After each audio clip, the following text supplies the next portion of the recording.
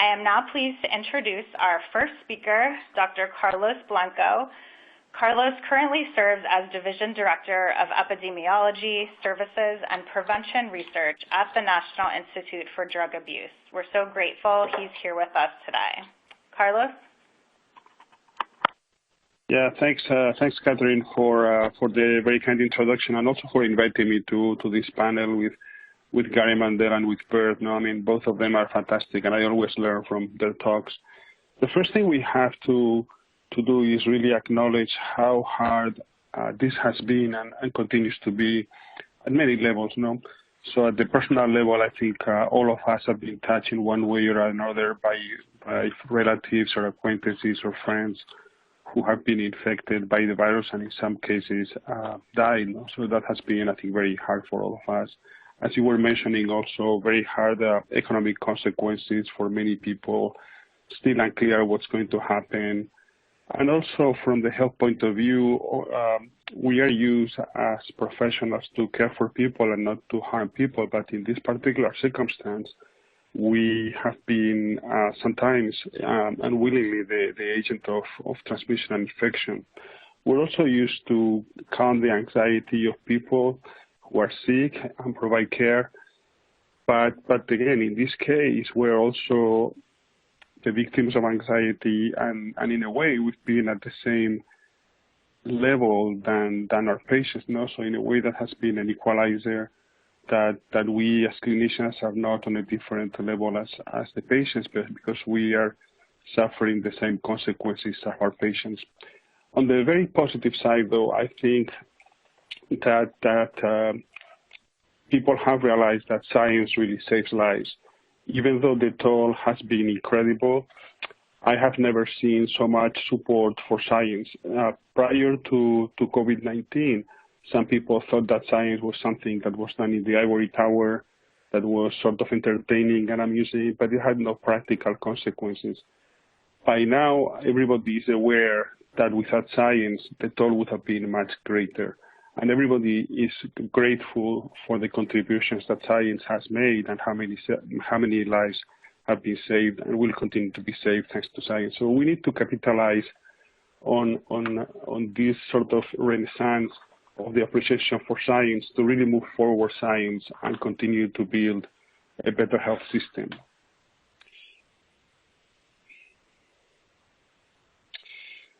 There are very diverse interactions that COVID has had with drugs and with substance use disorders. At the very basic level, the stress. So we had the physical stress of having the virus, so that the people who get infected get the biological, physiological stress on their systems.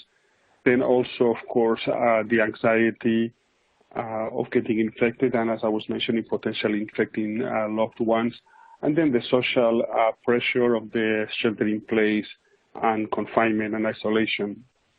There are also structural factors that converge in making this situation more difficult for individuals with substance use disorders. So access to treatment programs has been curtailed. It's much more difficult to access treatment, at least at the physical level. It's also more difficult to access peer support groups, at least again, in a physical way. As I was mentioning, we are subject to isolation, and that is particularly hard for individuals who have anxiety, substance use disorders, or other mental disorders, and then decreased access to community services. Compounding this, there are social factors. So substance use disorders are traditionally a very stigmatized disease, and COVID-19 to a great extent has become also stigmatizing because people who have been infected are sometimes not so well received by their friends or acquaintances. Substance use disorders are also often associated with homelessness or housing instability, and there's also a degree of criminalization that also affects negatively the outcomes of substance use disorders. Now, there have been multiple changes in the systems that address substance use disorder treatment. So there has been changes in access, as I was mentioning before, and that has forced us to really change the way we provide treatment. And there's been widespread acceptance and adoption of telemedicine, which has been good in particular for certain locations, like rural, that have traditional more difficulty accessing treatment. And also have become very creative and, of course, created virtual support groups. There have been also regulatory changes. So, as you know, SAMHSA has changed the regulations for take-home medication in methadone clinics, and that has facilitated access to medication and favored or facilitated the continuity of care for individuals in methadone clinics. There have been also changes in methadone in buprenorphine induction, allowing for using telemedicine to facilitate induction.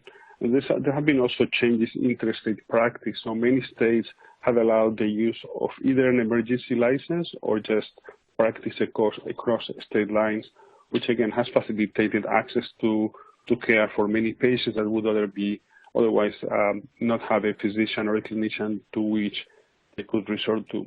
There have also been, in addition or related to the changes in access and regulatory changes, reimbursement changes facilitated by CMS and by insurance companies, and that has again facilitated the continuity of care for many. There has also been discussion and in some cases release of nonviolent offenders with substance use disorders from jails and prisons, which might improve their long-term outcomes. At the same time, there have been also, or there are still, important challenges. One of them is that because of the unexpected nature and unprecedented nature of the situation, there are very limited data very limited data on evidence-based approaches on how to treat patients under these circumstances. So that behooves us to develop the research to take advantage of the current circumstance to develop an evidence base for future situations.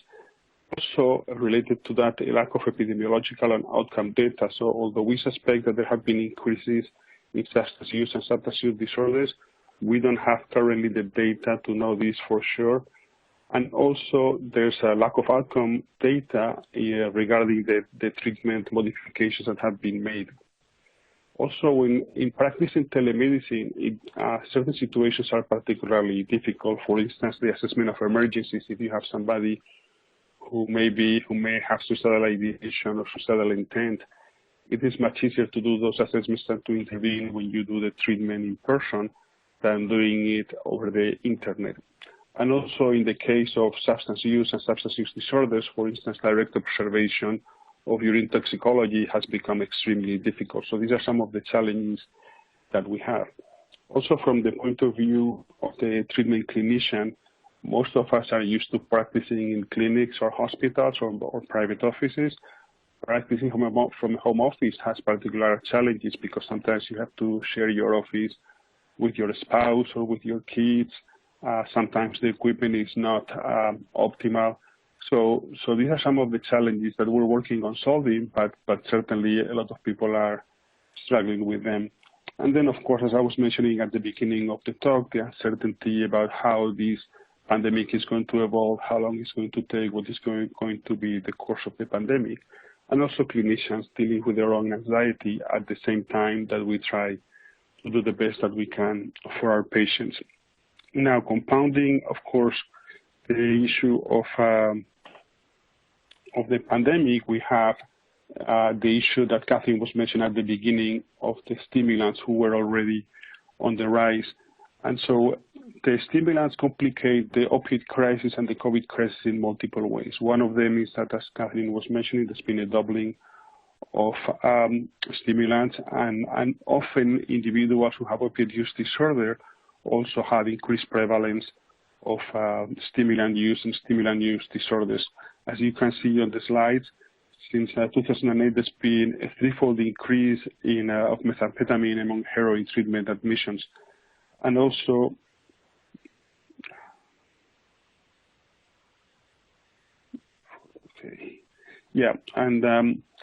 and also people or individuals who have stimulants or use stimulants have a stimulant use disorder often have other mental disorders such as depression or anxiety.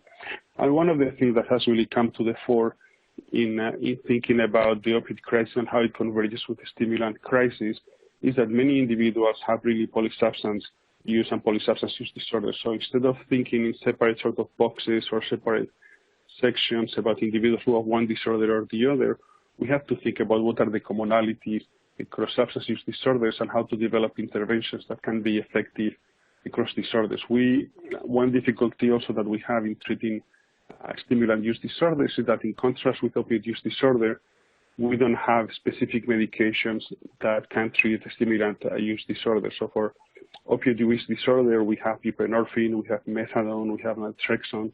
We don't have any analog medication for stimulant use disorder, so in a way it becomes much more difficult to treat.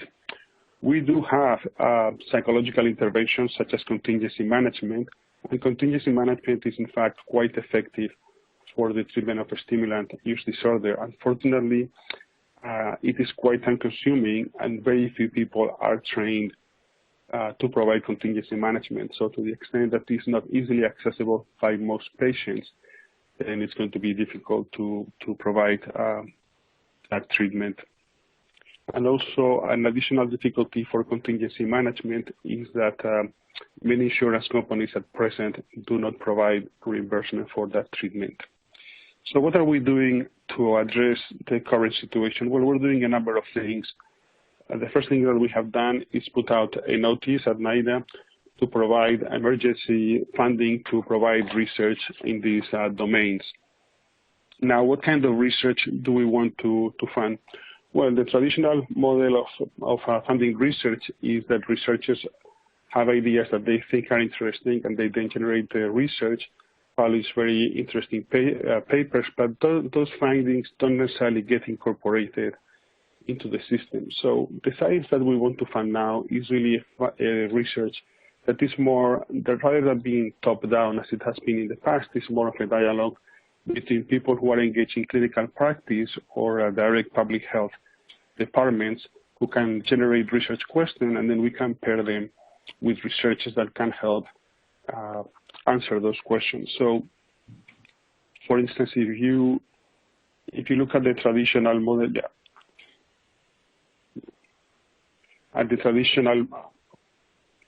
if you look at the traditional model of diffusion of science, you can see again that it's very top-down. So you would get researchers generating the knowledge, and then there would be early adopters, then other people would adopt it. And in this model, as you know, it takes about 17 years for findings to get adopted. We don't have 17 years to get the findings that we need in substance use disorders and in COVID to get adopted. We need them today, if not yesterday.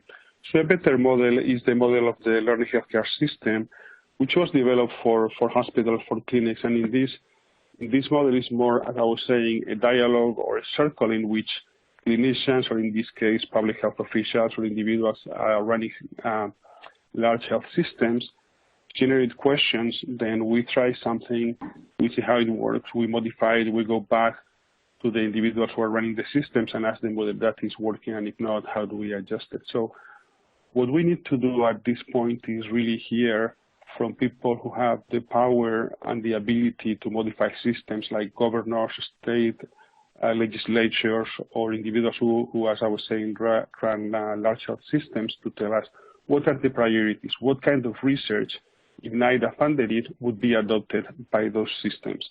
And if we can fund that research, it will have much greater impact than just writing papers for nice journals. So I want to conclude by saying that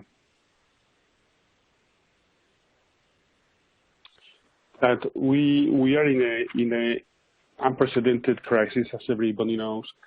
We are paying for this crisis really with our treasury, and more importantly, with our lives. At the same time, we really have a unique opportunity, an opportunity that only comes once in a generation, to change the system and really create a new world of science and health that could really save lives. So that world is within our reach. So I encourage you to work with NIDA and generate the research that can save lives in the future. Thank you for your attention, and I'm going to yield the floor to my friend Gary Mandel.